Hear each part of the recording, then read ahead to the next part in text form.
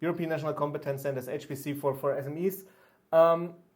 So the idea is why are competence centers done, or what was the aim of them? So if you look all over Europe, and you see this also now, we have the machines, petascale machines in 5 countries. We will have the pre-exam machines in 3 countries. Still, countries are quite different in their level of maturity in terms of mechanisms which are established. Some are more academic driven but want to go more in the industrial area. Some are the other way around. Some really start from scratch, more or less. The idea is here to bring in, let's say, or try to support each of the participating states, in the regard also currently member states of the European Union, to get to a certain level and to increase their capabilities, whilst also trying to make the best use of the synergies of those which are already doing this. So if I look at countries like France or Germany, there's a well established ecosystem in UK as well, but we don't know how long we will be able to, let's say, get this in from for the European purposes. We all hope very long. It's simply like that.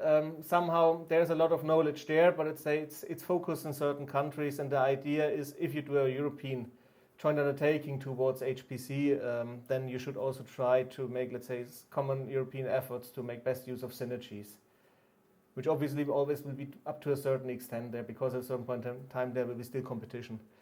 So the question is how to bring these different approaches, the expertise of stakeholders together, and to make this. And so the idea was to make one competence center per EuroHPC participating state or EU member state.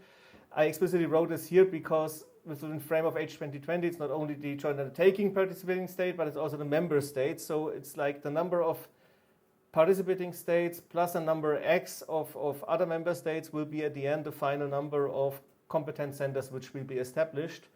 And those centers should be the single point of entry for on-demand services, technical experts, training and outreach, very important on a local level, and interaction and collaboration with the other national competence centers. So how can we imagine this? You would have, let's say, you will have an entity which is, we call it the NCC, National Competence Center, where people can come to, so people from academia, from public administration and industry can go to them as a single point and start, let's say, interacting with them on certain problem spaces or domains. They can also, let's say, be the hub for industrial training. So not by one entity doing this, and we see this now in the different states, they form consortia of entities there, because the ones are more, let's say, familiar with, don't know, HPDA. Some people have more capabilities in the high-performance computing or plain high-performance computing. And here also the complementarity of everything at the end provides the added value for that. How to do this on a, let's say, in an active way? As I said, the idea is to exchange best practices internally in a country, and let's say also European-wide, doing twinning, mentoring schemes, really train-to-trainer programs, enabling the sharing of knowledge. And especially also, let's say, try to have a certain hub where you can get access to tools, libraries, optimized code snippets, etc. Because still it's quite fragmented. In some countries still it's quite easy because it's usually it's often one big HPC center, but there are also some small centers. And I don't say anything about a pyramid now, which is I removed it completely. No, but at the end, let's say many countries we've seen already that it started like that. So there's a reason why, let's say, some levels exist, and they all can bring some benefit for the whole thing.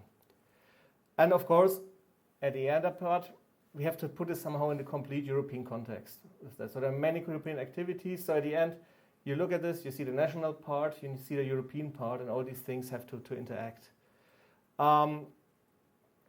So this European link now is, as I said, the coordination support action, and this will be again somehow mirroring the local parts.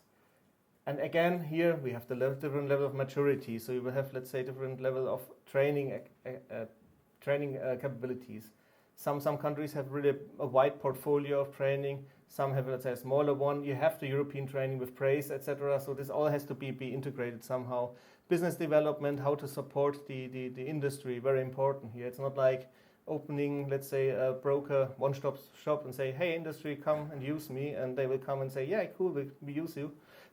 Would be nice. But you have to establish this, and you have to learn from those people which have done this probably for decades now already, because it's a non-trivial process, and you need to even adapt then your operations process here. Dissemination, awareness, success stories, provisioning. Obviously, we are also here in a very political context. So also the politicians now supporting this need something back. The public society needs to understand what we are doing here. So it's not no more valid to say, oh, look, this is the magic black box and 40 million spent for a supercomputer here, and then guy reading a newspaper says, hey, cool, 40 million. Okay, they could instead put this on my salary, or let's say by supporting the kindergarten, etc. At the end, we have to really show what's possible with that. This is again a mixture. We do baseline research, we do fundamental research, but we also, let's say, should produce success stories which are understandable. So what I did, and this is, let's say, what I call the diagram of horror for me. I tried to this is 1 year ago, I tried to draw a picture, really bringing all the things into a context. And I already say it's for sure not complete. And if I put in all the different bits, and that's why I put in the right upper corner others, which helps me a bit out of the whole thing. But I tried to, and I think I still have to merge some things, but I tried to make a picture for myself, because this was initially when the competence center were discussed, where we said, okay, we don't want to have yet another building block here, but it should somehow convert here. And this is what came out, and probably makes it a bit more clear what we have now. And you see the competence center, the CSA, Coordination Support Action, should act as well as a proxy to other activities. There's the Focus COE project, which is, let's say, covering like an umbrella, or let's say working together with the Centers of Excellence. Currently we have 9. I think some more will be funded in the next call. There's a lot of expertise and knowledge as well there. And we should not rely on somebody being only on people being part of an NCC then to give you access to this. So at the end, there will be a big activity just on the map, making a map of competences which are available in let's say, in Europe and on the nationwide level. Then we have to bring them in contact with the pre-EXA and the future exascale systems, and also the petascale systems, exascale developments, what is going on here, etc. Again, what we don't want to do is a CSA of CSAs of CSAs or something like this, because this would be then much more complicated. But again, still we need to find the critical mass of people and to bring people together to really, let's say, having this really acting as an entry point to knowledge and expertise. And if you look at the national competence centers, they have to interact with the national resource providers, but also with experts, with trainers, etc. So it should not be only one center gets a bit more money in a nation to do, let's say, what they already did, but a bit more, but really to also support here the ecosystem in a nation. Good. As I already said, this with the level of maturity, which is very important. Just can go here. So at the end, what happens is these are two projects, which simplifies the life of the person writing the bits. Not really, but it's okay. But you have to separate this somehow, because the one thing is a monster of, let's say, one work package for each competence center, and the other one will be, let's say, really focusing on bringing things together. But it will be the same entity probably to lead both of that. If not, you would have, let's say, a fragmentation of knowledge. This doesn't work out. And obviously the size of the consortium will be different. Having something like 25 plus national competence centers, you don't want to have a coordination support and action with 25 partners. You can have this, but then it's not a good idea. So if you look at this conceptually, how this should look like, and this is the current level of discussion that is there. You really have the CSA on top here with mapping activities to what the single entities should do there, and this is somehow how it should work together. This is a rough setup. You do some management, but not really plain management of really looking this.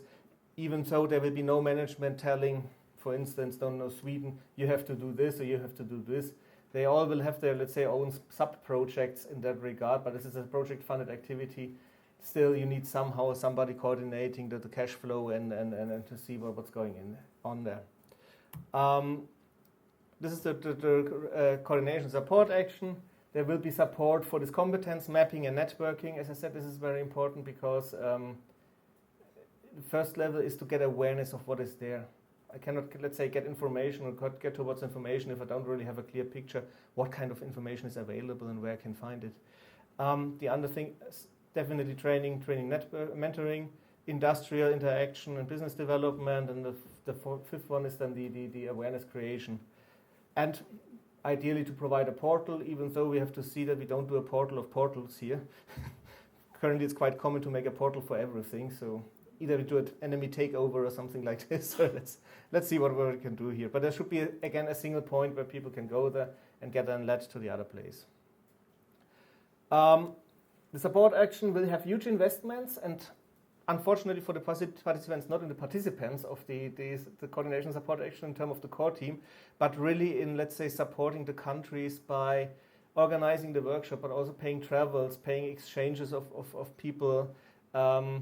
This is very important, especially, let's say, for some of the countries which don't have that much money left, so that they can request support and get funding here to go to other places, to be there for some weeks, to see how things work there, etc.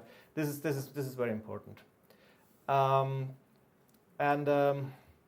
Yes, as I said, the exchange platform should be there in what form ever.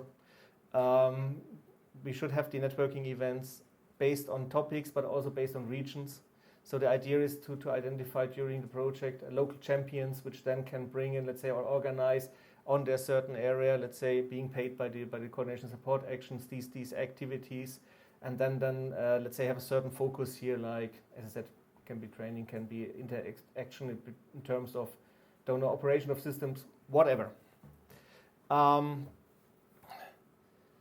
Also the idea is to have an advisory board here, which then is, let's say, somehow consisting of selected entities of the competence centers. We discussed how fruitful it will be to discuss then again with 28 people in one advisory board, which could be a bit, let's say, a bit of an over-exceeding effort. So also here the idea is to make then some yearly elections on representatives, ideally also a bit, let's say, region-like, so that we have the voice there, but we don't have an effort like managing 25 people and trying to get a consensus between those. So then a complementary action to this, and this is really complementary because it will interact also with the competence center, not only, but it has to, is the stimulation of the innovation potential of SMEs. And this is something where ideally a continuation of the previous Fortissimo projects will happen, because they have shown very well the successes. I have some slides on that. So the idea is really here, support the SMEs, plain project. Don't do anything around this. Don't do any implementation of something like a portal. We have this somewhere else. But really work on with these SMEs in small experiments to show them the success, the potentials of use of HPC and HPDA and AI, and to get the feedback here and to get the awareness of people. So as it's Thursday, it's somehow Throwback Thursday on Fortissimo. So long time ago. No, Fortissimo's goal was always, and you have seen the slide already sometimes. Was the idea really also here to bring SMEs together? What we did in Fortissimo, additionally, we were setting up a marketplace for the stakeholders to get easier access to services provided by the people. In the new, let's say, in the new format, this marketplace would be rather reused than again be extended, etc. Because really it's a focus on the success stories here. So if you look at the Fortissimo 1 and Fortissimo 2, they were successfully running from 2013 to 2018. Mark did an excellent job in trying, let's say, to coordinate the biggest kindergarten I've ever seen of people. And I think you killed 2 or 3 times the portal, right? By submitting so many partner reports. So we also did, on the other hand, a check of the EC system, of the portal system, how it can cope with that many partners. At least in Fortissimo 1, I think 2 was different. So there was also here was a small set only of core partners. Initial sets of experiments we started, which we will not do with the new one. With the new one, it will be an open call quite early, in month 3. And then in the orchestration for the Fortissimo projects, there were 2 open calls each, which then allowed to, let's say, extend the consortium and extend also the objectives and the directions of certain experiments. If you look at numbers, like it was the Fortissimo 1 was a 22 million project, had 122 partners and 53 experiments. Fortissimo 2 was 11 million with 93 partners and 39 experiments. From the experiments, the success stories were all published in brochures, which are still you can still download there and see what worked there. And to be honest, it's a nice tool when you have people coming to your center and asking you about what you can do with industry, and also to, let's say, make people and politicians aware of there is something really possible. And I'm happy that I was part of this. And we've seen also, and it was the interesting part with the open calls we had. It was not like these 53 experiments were the only ones applying for this. So there was really a huge amount of people interested, or let's say small consortia interested in working on this. And the nicest part was even, so I can speak only for HLRS, but I know it was also for EPCC and for others involved there. We even continued, let's say, even if the experiment was not funded, in some cases we made a business with them later on. So this was an enabler to start discussions, to start interactions, and then we could continue this. And this was also really an added value for this. So if there's this call, EuroHPC 05, which is about the stimulation of the potential of SMEs. As I said, it looks like the perfect place to continue the success of the Fortissimo activity. The idea is to go here for Fortissimo for EuroHPC, even though we don't know, because it's another unit, if they really like us using the word Fortissimo, but it's rather a brand now. And the same approach should be here the same. A small consortium, really just running open calls and managing a huge bunch of partners. Experiments with a duration of only 15 months. This should be a bit shorter. This was some experience we said, okay, 15 months should be sufficient. 12 months main work and then some wrap-up phase, etc. This would allow for 2 open calls. So the current planning is month 3 to month 6 open, so 3 months open. This is needed because people have to find together, have to understand this, have to discuss this, and then one quite early, month 10 afterwards, so that we have really can take into account also some changes, there are potentially new available systems, and also interact with the competence centers in that regard, because one part of the competence centers will be also the collaboration with this funded activity, and the other way around, because this will give some support also to work together with SMEs on a national context. And let's say if the plan is successful, then the open calls should open somewhere in Q3 2020, or potentially earlier. It depends really how much speed the evaluation process will get in terms of we want to have this starting and running. Okay, that was the short overview about everything. Thank you.